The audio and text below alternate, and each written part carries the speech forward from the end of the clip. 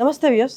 ఈ మధ్య డయాబెటీస్ ఉన్న వాళ్ళందరికీ డయాబెటిక్ ఫుడ్ అనేది ప్రతి 3 మెంబర్స్లో ఒకరికి మనం చూస్తున్నాం. అసలు డయాబెటిక్ ఫుడ్ అంటే ఏంటి, అసలు అది ఎందుకు వస్తుంది, సిమ్టమ్స్ ఏంటి, దాని ట్రీట్మెంట్ ఏంటి, ఇవన్నీ మనం మాట్లాడదాం. ఇవాళ మనతో ఉన్నారు డాక్టర్ శ్రీకాంత్ రాజు గారు. నమస్తే సార్. నమస్కారం అండి. సార్, డయాబెటిక్ ఫుడ్ అంటే ఏంటి సార్ అసలు ఇది? యూజువల్గా డయాబెటిక్ ఫుడ్ అంటే ఏంటంటే డయాబెటీస్ ఉన్న పేషెంట్స్లో వాళ్ళ పాదాల్లో చాలా చర్యలు జరుగుతాయి. అంటే బోనీ చేంజెస్ జరుగుతాయి, నరాల వల్ల కొన్ని చేంజెస్ జరుగుతాయి, రక్తనాళాల్లో ఇబ్బంది ఉండడం వల్ల కూడా కొన్ని చేంజెస్ జరుగుతాయి. వాటిని అన్ని సమూలంగా మనం కరెక్ట్గా చూస్తే, సమ్మేళనంగా చూస్తే దాన్ని మనం డయాబెటిక్ ఫుడ్ అని అంటాం. కరెక్ట్గా మాట్లాడాలంటే నర్వ్స్లో ఏంటి అంటే పెరిఫెరల్ న్యూరోపతి అంటాం. అంటే చిన్న చిన్న నరాలు ఎప్పుడైతే పాదాల్లో దెబ్బతింటాయో ఆ దెబ్బతినడం వల్ల వాళ్ళకి ఏమైపోతుంది అంటే స్పర్శ జ్ఞానం అనేది కోల్పోతారు. ఇప్పుడు మీరు నేను నడిచేటప్పుడు రాయముల్లో గుచ్చుకుంది అనుకోండి, ఆ నొప్పికి మనం ఇమీడియట్గా చూసుకుంటాం అక్కడ ఏమైందని. చాలాసార్లు వీళ్ళకి ఆ నొప్పి తెలియకపోవడం వల్ల గాయం అయినప్పటి నుంచి దాన్ని గుర్తుపట్టేసరికి చాలా లేట్ అయిపోతుంది. అంటే ఒక వారం 10 రోజులు వాళ్ళు చీమ్ బట్టి వేలు లావయ్యో అక్కడ పుండొచ్చో అప్పటి వరకు వారు చూసుకోరు. ఎందుకంటే వంగి చూసుకోరు కదా, ఎవిడెంట్ గా కనిపించేదాకా వాళ్ళు పట్టించుకోరు. చాలా మందికి అసలు గాయం ఎలా అయిందో కూడా తెలియదు. అంటే ఇది ఎందుకు, ఆ యొక్క నొప్పి వాళ్ళకి తెలియకపోవడం వల్ల, ఇది నరాల బలహీనత వల్ల జరుగుతుంది. ఇంకోటి వీళ్ళకు రక్తనాళాల్లో సమస్య ఉండడం వల్ల, అంటే ధమనుల్లో సమస్య ఉండడం వల్ల ఒకవేళ పుండు అయితే ఆ పుండు మానకుండా చాలా ఇబ్బంది పెడుతూ ఉంటుంది. ఆ విధంగా కూడా వీళ్ళకు కాళ్ళలో సమస్య వస్తుంది. ఇంకోటి బోన్స్ లో కూడా చేంజెస్ వస్తాయి, అంటే మైక్రో చేంజెస్ అవుతాయి. దానివల్ల ఏంటంటే మీరు డిఫరెంట్ పదాలు వినుంటారు, క్లా ఫుట్ అని, రాకర్ బాటమ్ ఫుట్ అని, ఫ్లాట్ ఫుట్ అని. అంటే ఎందుకు అంటే షుగర్ వల్ల బోనీ చేంజెస్ జరిగి ఫుట్ షేప్ అనేది చేంజ్ అవుతుంది. ఫుట్ షేప్ చేంజ్ చేయడం వల్ల వాళ్ళకి ప్రెషర్ అల్సర్స్ పాదాల్లో ఎక్కువగా వచ్చే అవకాశాలు ఉంటాయి. కామన్ ఫుట్వేర్ రెగ్యులర్గా వాడేది వాళ్ళకు యూజువల్గా అంటే వాళ్ళ నీడ్స్ తగ్గట్టు ఉండదు. కాబట్టి వాళ్ళకు ఆనెల్లాగా మారి ఆనెల్ ఇంకా ఎక్కువ రాపిడ్ జరిగి అక్కడ పాదాల్లో గాయాలై ఆ ఇన్ఫెక్షన్ కాస్త బొక్క వరకు సోకి వాళ్ళకు వేలు పోవడము, వేలు తీయడము, కాళ్ళు తీయాల్సిన పరిస్థితి, కొందరికి ప్రాణాపాయం వరకు కూడా వెళ్ళే అవకాశం ఉంటుంది. డయాబెటీస్ అనే వ్యాధి ఎలాంటి వ్యాధి అంటే మనం కరెక్ట్గా దాన్ని కంట్రోల్ చేసుకుంటే వాళ్ళకి ఎలాంటి ఇబ్బంది ఉండదు. సరిగ్గా కంట్రోల్ చేసుకోకపోతే ఖచ్చితంగా దానివల్ల వాళ్ళ సమస్యలు ఫేస్ అవుతారు. ఎంతవరకు, వేలు దగ్గర నుంచి కాలు దగ్గర నుంచి ప్రాణం పోయేంత వరకు కూడా ఉంటుంది.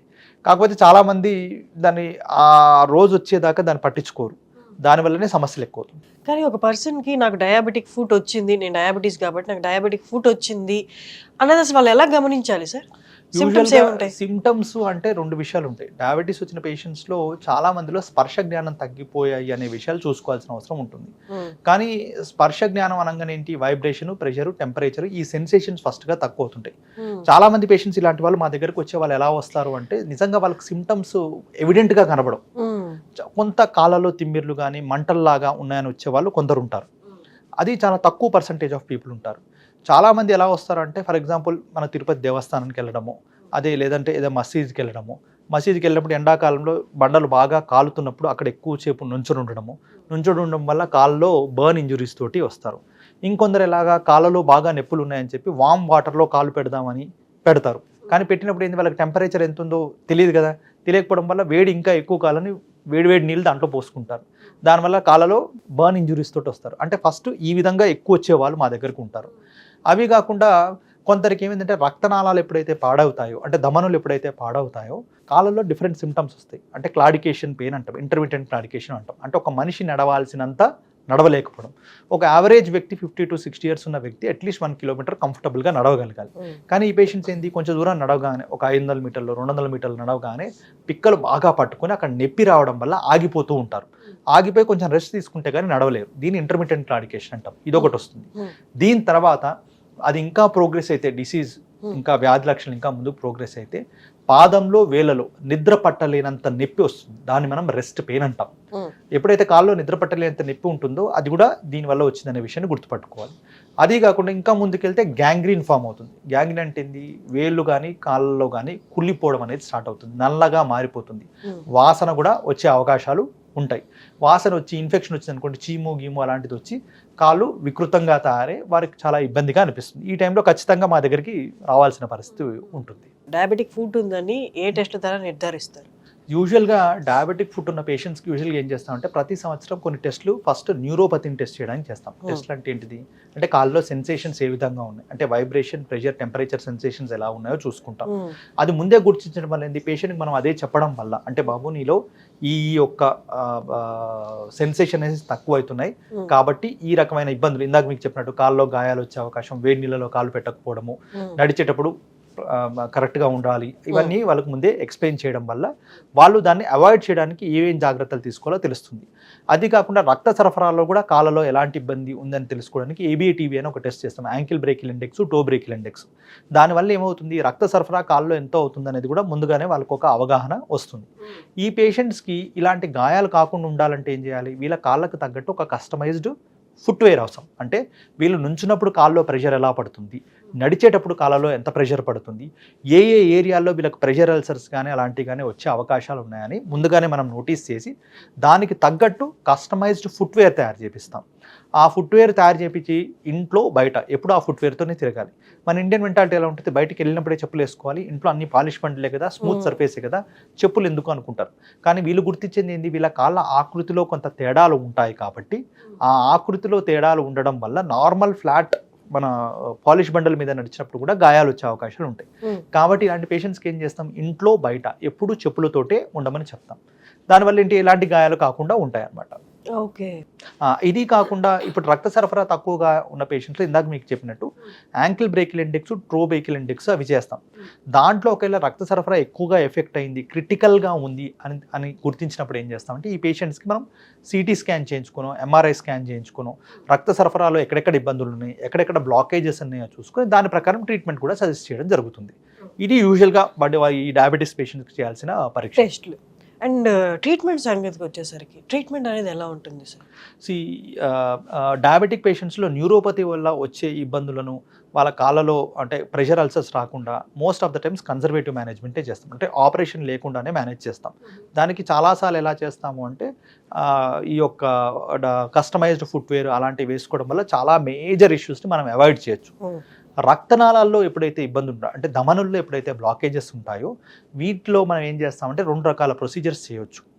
ఆ 2 రకాల ప్రొసీజర్స్ ఏంటిది, ఎలాగైతే మనం హార్ట్లో బైపాస్ చేస్తామో, ఎలాగైతే హార్ట్లో మనం స్టంట్ పెడతామో అదేవిధంగా కాళ్ళలో కూడా బైపాస్ ఆపరేషన్ చేసే అవకాశం ఉంటుంది. అలానే కాళ్ళలో కూడా యాంజియోప్లాస్టీ అంటే బెలూన్ ద్వారా ఉబ్బిచ్చి ఆ యొక్క రక్తనాళం వెడల్పు పెంచడము, అవసరాన్ని బట్టి అక్కడ స్టంట్ పెట్టడము ఇలాంటివి చేస్తాం. ఇవి చేయడం వల్ల ఏంటంటే ఎప్పుడైతే రక్త సరఫరా ఎక్కువ పెరుగుతుందో కాళ్ళలో వచ్చే ఇందాక మీకు చెప్పినట్టు ఇంటర్మిటెంట్ క్లాడికేషన్ పెయిన్ కానీ, రెస్ట్ పెయిన్ కానీ, ఈ యొక్క గాయాలు కానీ చాలా తొందరగా తగ్గే అవకాశం ఉంటుంది. ఈ విధంగా వాళ్ళకు రక్త సరఫరా పెంచి మనం ఈ విధంగా ఉపయోగకరంగా చేస్తాం అన్నమాట. కొందరికి ఎలాంటి ఆపరేషన్ చేయలేని పరిస్థితి కూడా ఉంటుంది. అంటే బ్లాకేజెస్ ఎంత సివియర్గా ఉంటాయంటే ఐదర్ బైపాస్ ఆపరేషన్ చేయలేము, అదేవిధంగా మనం ఈ యొక్క యాంజియోప్లాస్టీ స్టంటింగ్ కూడా చేయలేము. అలాంటి పేషెంట్స్కి ఇప్పుడు లేటెస్ట్గా మనకు కొన్ని రకాల స్టెమ్ సెల్ థెరపీ అని, ప్రోస్టాగ్లాండిన్ ఇన్ఫ్యూషన్ అని ఇలా కన్జర్వేటివ్ మేనేజ్మెంట్స్ కూడా ఉంటాయి. అది పేషెంట్ టు పేషెంట్ బేసిస్ మీద మనం దాన్ని సజెస్ట్ చేయడం జరుగుతుంది. ఎవరైతే డయాబెటిక్ ఫుట్ వస్తుందో లేకపోతే ఉందని అనుమానం ఉన్న టెస్ట్ చేయించుకున్న తర్వాత ఏ కైండ్ ఆఫ్ జాగ్రత్తలు అంటే కైండ్ ఆఫ్ ఫుట్వేర్ కానీ call related A kind of జాగ్రత్తలు తీసుకుంటే ఇంత సివియారిటీ రాకుండా ఉంటుంది? First and foremost thing diabetic footwear and foot care. Footwear గురించి ఆల్రెడీ మనం మాట్లాడుకున్నాం. ఎందుకంటే వాళ్ళ కస్టమైజ్డ్ ఫుట్వేర్ అనేది ఖచ్చితంగా వేసుకోవాలి. అంటే కాళ్ళకి తగ్గట్టు సోల్ ప్రిపేర్ చేయించుకొని వాళ్ళు చెప్పులు వేసుకుంటారా, శాండిల్స్ వేసుకుంటారా, షూస్ వేసుకుంటారా, ఏదైనప్పటికీ కూడా అదే పర్టికులర్ విధానంలో వేసుకుంటూ ఇంట్లో బయట ఎప్పుడు చెప్పులతోటే తిరగాలి. అవి కాకుండా కొన్ని రూల్స్ ఉన్నాయి. అంటే పొద్దునే ఉదయం నిద్ర లేవగానే వాళ్ళు ఏం చేయాలంటే ఎలాగైతే మొహాన్ని మనం అద్దంలో చూసుకుంటామో అదే విధంగా ఈ విధంగా మనం ఈ పొజిషన్లో కూర్చొని కాళ్ళ మీద కాలు వేసుకొని కూర్చుంటాం చూసారా మన ఇండియన్ పద్ధతిలో, ఇలా కూర్చొని ఒక అద్దం తీసుకొని, ఎందుకంటే చాలా మంది వంగలేరు కదా, ఏజ్ ఎక్కువ ఉన్న వాళ్ళు ఉంటారు, వంగలేరు కాబట్టి ఒక అద్దం తీసుకొని పాదాల్లో కొత్త గాయాలు ఏమన్నా అయ్యాయా అని రోజు ఉదయం చెక్ చేసుకోవాలి. ఎందుకు, గాయం చిన్నగా ఉన్నప్పుడు దాన్ని మాన్చడం చాలా ఈజీ, గాయం పెద్దగా అవుతున్న కొద్దీ దాన్ని మాన్చడం చాలా కష్టం. సో గాయాన్ని గుర్తించి ఇమీడియట్ గా మాలాంటి డాక్టర్స్ దగ్గరికి రావాలి. ఇంకోటి కొందరు ఏం చేస్తారంటే ఈ నోయల్స్ తీసేటప్పుడు మీరు ఇందాక ఆనెలు అన్నాను చూసారా, ఆనెలు తీయడానికి వాళ్ళకి షుగర్ ఉన్న పేషెంట్స్ ఏంటంటే వాళ్ళంతా వాళ్ళ బ్లేడ్ తీసుకొని కట్ చేయడాలు, సెల్ఫ్ థింగ్స్ చేసుకోవడాలు, సెల్ఫ్ ఇన్ఫెక్టెడ్ వూండ్స్ వాళ్ళంతా వాళ్ళు గాయాలు క్రియేట్ చేసుకోవడాలు చేస్తారు.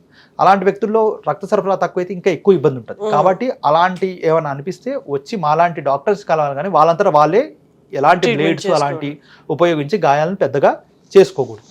ఇది ఫస్ట్ థింగ్. స్నానం చేసి రాగానే పొడి బట్టతోటి కాళ్ళను పూర్తిగా తుడుచుకొని కాళ్ళకు మాయిశ్చరైజర్ అనేది ఖచ్చితంగా అప్లై చేయాలి. మాయిశ్చరైజర్ అంటే ఏంటి అని అడుగుతారు చాలా మంది. మళ్ళీ అది కూడా ఒకటి, కొబ్బరి నూనె, పాండ్సో, వ్యాస్లీనో, నివియనో ఏదో ఒకటి వాళ్ళకి తోచిన మాయిశ్చరైజర్ పెట్టుకోవాలి. నూనె అంటే ఈ నూనె వాడాలా, ఆ నూనె వాడాలి, ఏ నూనె వాడచ్చు, ఈ నూనె వాడాలని ఇక్కడ కూడా లేదు. ఆ మాయిశ్చరైజర్ ఖచ్చితంగా అప్లై చేయాలి. మాయిశ్చరైజర్ ఎప్పుడు కూడా వేళ్ళ సందుల్లో పెట్టుకోకూడదు.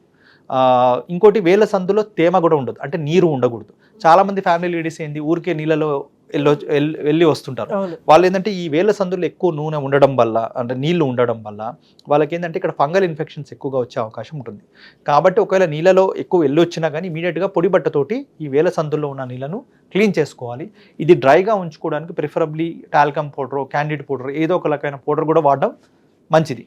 ఎందుకంటే కొందరు డయాబెటీస్ పేషెంట్స్లో ఫింగర్స్ అనేవి బాగా దగ్గరగా ఉంటాయి.